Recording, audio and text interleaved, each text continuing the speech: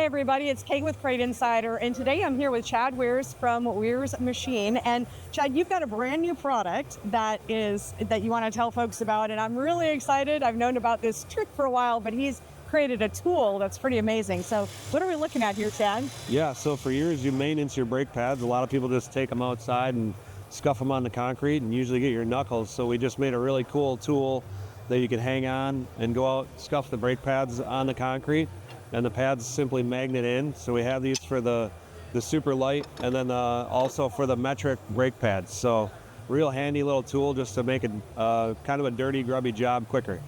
Oh, I love it. And because that's something we've been talking about in the Race Logic chassis schools, is that because you're getting uneven brake wear, you always will on your brake pads, and by scraping them, you're creating that even surface again, correct? Correct, yeah. And this is a machine surface, so you could actually even measure the pad around it and then adjust your pressure on a certain side to kind of square it back up. So love it. So a fun new product here at Crate Insider. You can check us out online at CrateInsider.com. I want to thank you so much for watching, and I'll see you in another video.